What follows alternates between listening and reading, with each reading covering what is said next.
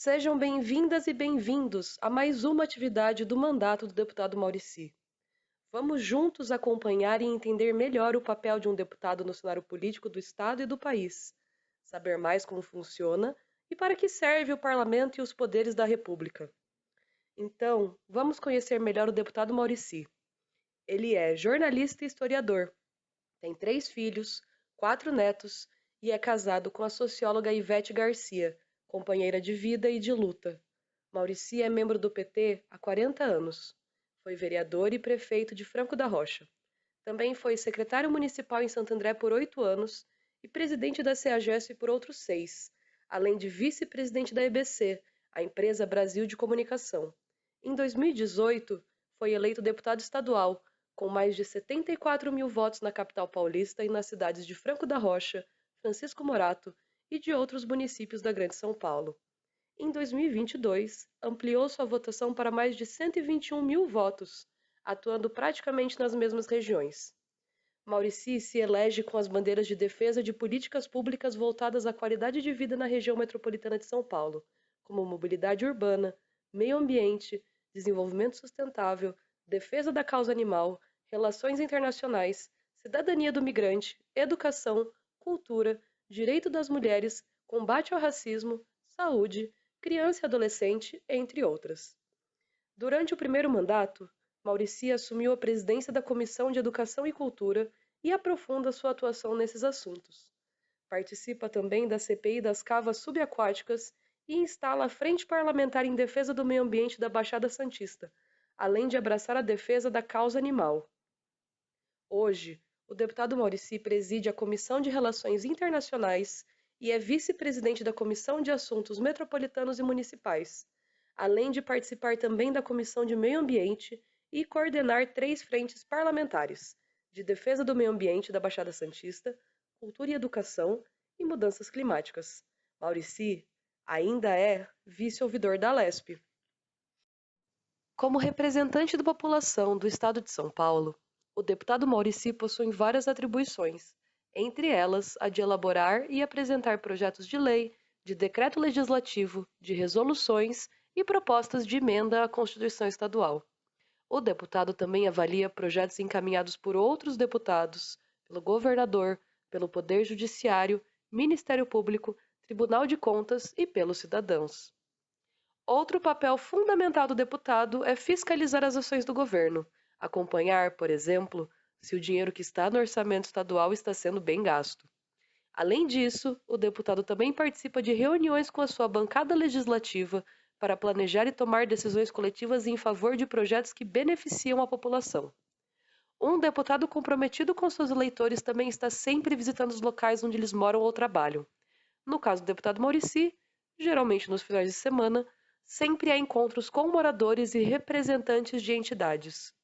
Juntos, eles formulam propostas e ações políticas a fim de exigir do poder público soluções para problemas da coletividade, como os ligados à nossa moradia, saúde, educação, saneamento, entre outros.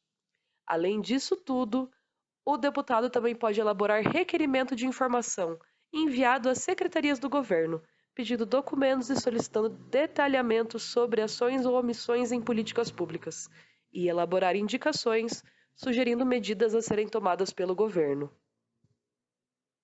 Sempre quando falamos sobre a atuação de um deputado, precisamos falar também sobre democracia e sobre parlamento. Pode-se dizer que parlamento e democracia são 2 instrumentos políticos usados para organizar os processos de decisões importantes que atingem todas as pessoas que vivem na sociedade. Na democracia, teoricamente, todas as pessoas podem e devem participar das decisões que afetam a todos. Essas decisões, na maioria dos casos, são feitas através de representantes do povo, que são eleitos pelo voto direto. Esses representantes se reúnem no parlamento. No caso brasileiro, são os vereadores, deputados e senadores. Eles se reúnem, respectivamente, nas câmaras municipais, nas assembleias e no Congresso Nacional, composto pela Câmara dos Deputados Federais e pelo Senado. Para explicar melhor sobre esses assuntos, é preciso voltar um pouco na história. A democracia foi criada por volta do ano de 508 a.C. na Grécia Antiga. Naquele tempo, na cidade-estado de Atenas, os cidadãos eram iguais perante as leis, considerando-se como cidadão, porém, apenas o homem com mais de 18 anos, nascido em Atenas e filho de pais atenienses. Isso significa que nem todos podiam decidir, ou seja, votar.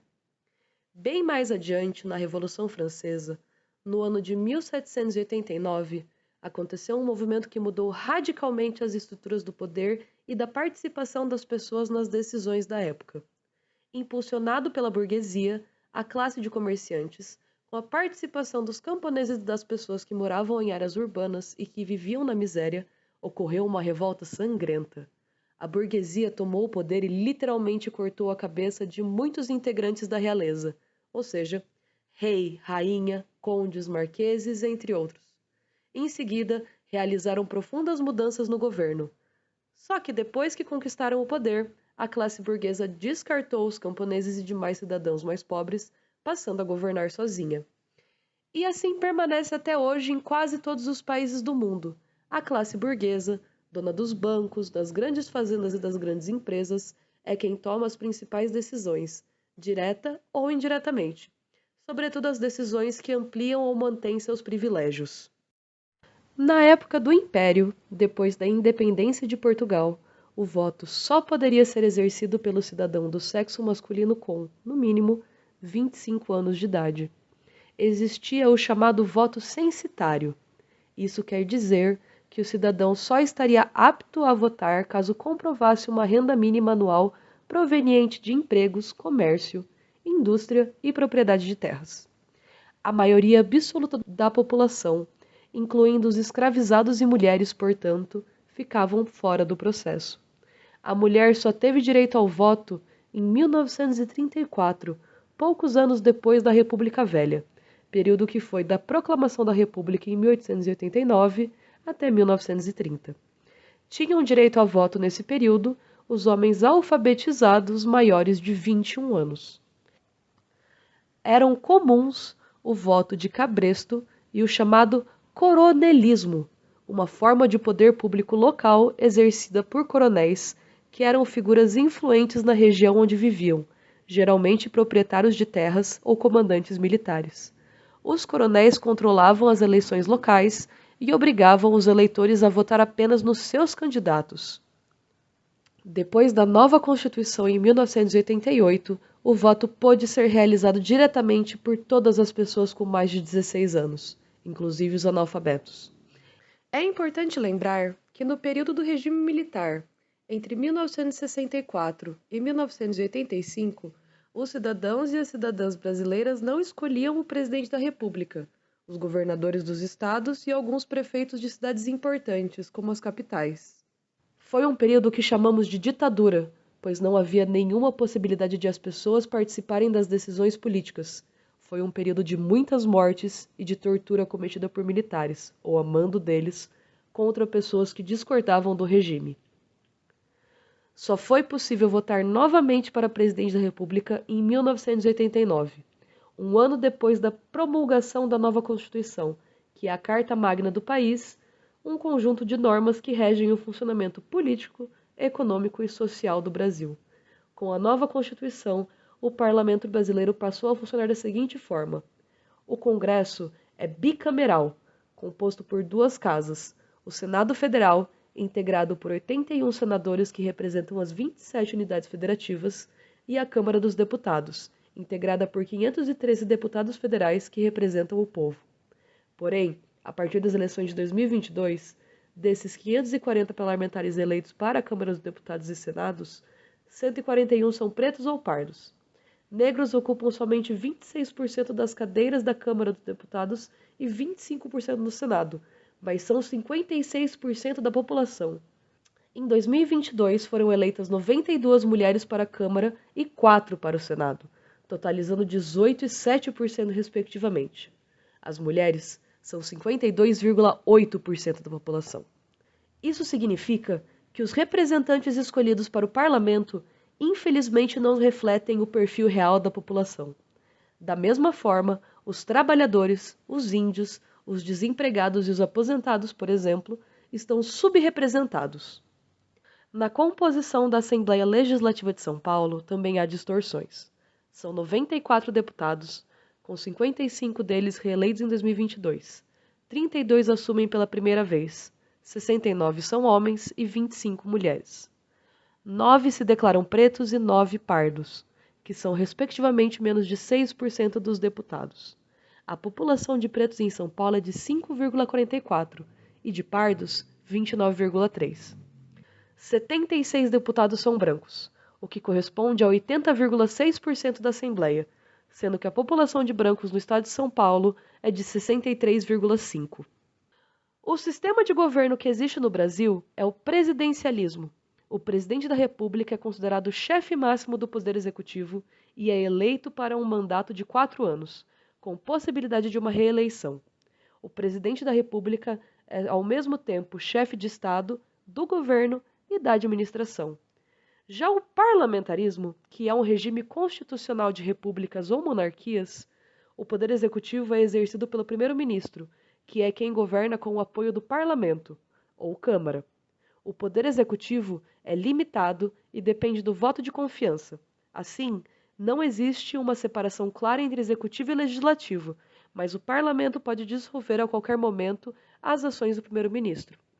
Os parlamentares são eleitos pelo voto direto e geralmente pelo sistema de voto distrital ou distrital misto. Esse sistema existe na maioria dos países da Europa.